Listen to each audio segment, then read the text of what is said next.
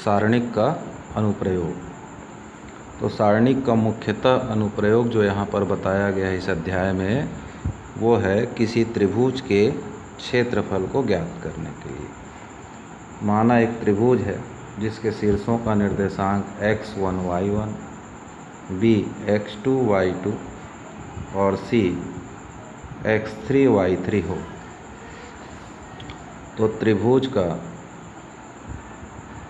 क्षेत्रफल डेल बराबर हाफ सारणिक के अंदर 1 1 1 x1 x2 x3 y1 y2 y3, या इसी सूत्र को दूसरे रूप में ऐसा लिख सकते हैं। चूँकि सारणिक में पंक्तियों को स्तंभों या स्तंभों को पंक्तियों में बदलने से उसके मान में कोई परिवर्तन नहीं होता है, इसलिए इसका दूसरा स्वरूप उसी से बना हुआ है।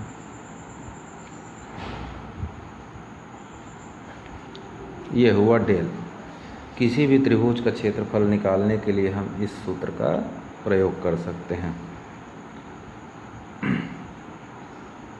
जब डेल अर्थात त्रिभुज का क्षेत्रफल शून्य प्राप्त हो, तब तीन बिंदु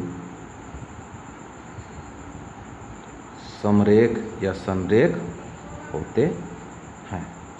यहाँ एक आध उदाहरण के माध्यम से हम यहाँ त्रिभुज का क्षेत्रफल निकालेंगे। तो यहाँ प्रश्न लेते हैं, सारणिक के प्रयोग से उस त्रिभुज का क्षेत्रफल ज्ञात कीजिए जिसके शीर्ष 2 6 ऋण 4 ऋण 2 तथा 3 ऋण 1 है।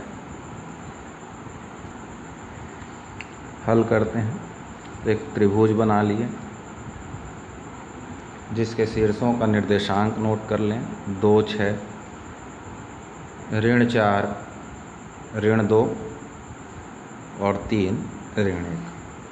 तो यहाँ हम कह सकते हैं x1 2 x2 ऋण 4 x3 3, y1 का मान 6, y2 का मान ऋण 2 और y3 का मान ऋण 1। सारणिक के प्रयोग से बनाने के लिए कहा गया है, तो सूत्र हमारा है डेल बराबर half 1 1 1 x1 x2 x3 y1 y2 y3, half 1 1 1 2 -4 3 6 -2 -1। अब इस सारणिक का मान निकालना हम पहले से जानते हैं, वैसा मान निकाल दीजिए, या प्रगुण के माध्यम से यहाँ a12 और a13 को 0 में रूपांतरित कर लीजिए, उसके बाद मान निकालिए। तो ज़्यादा बेटर है कि हम सीधा सीधा इसका प्रसार कर लें। तो ये हो जाएगा हाफ, फिर लिखेंगे 1 ऋण 4 3 ऋण 2 ऋण 1, फिर दूसरा अंक लिखते हैं तो उसके पहले माइनस लगाना है, 1 2 6 3 -1, फिर इस +1 को लिए 2 6 -4 -2 और सर्पाकार कोष्ठक बंद कर दिया। हाफ 1 ऋण 4 का गुणा ऋण 1 से धन 4, ऋण नियम का 3 का गुणा ऋण 2 से ऋण 6 आएगा और इस ऋण से मिल करके हुआ धन 6। 2 एकम ऋण 2, 6 तिया ऋण 18 आ जाएगा, धन 1, 2 दूनी 4 ऋण 6 चौक ऋण 24 और है, यहाँ हो जाएगा धन 24। अंदर 6 4 10 एकम 10, 18 और 2 20 का गुणा ऋण 1 से धन 20, 24 में 4 गया 20, 20 एकम 20, तो 20 20 40 10 50,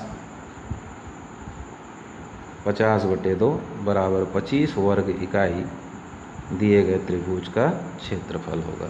यहाँ ये आंसर आ जाता है। अगला प्रश्न लेते हैं, k के किस मान के लिए बिंदु 1 4 k ऋण 2 व ऋण 3 16 समरेख है। तो हल देखेंगे। तो संरेख हेतु प्रतिबंध क्या लिख लेंगे, डेल बराबर 0। Del mean half 1 1 1 x1 x2 x3 y1 y2 y3 बराबर 0। दिए गए बिंदुओं से हम इनका मान भर देंगे, हाफ 1 1 1।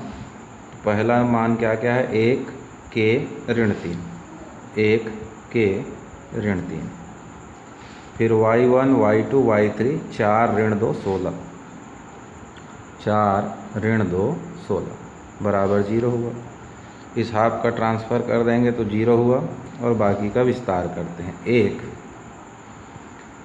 तो यहाँ आ जाएगा के ऋण 3 ऋण 2 16, फिर लगाएंगे ऋण 1 1 4 और ऋण 3 16, फिर धन 1 1 4 के ऋण 2 बराबर आ गया 0।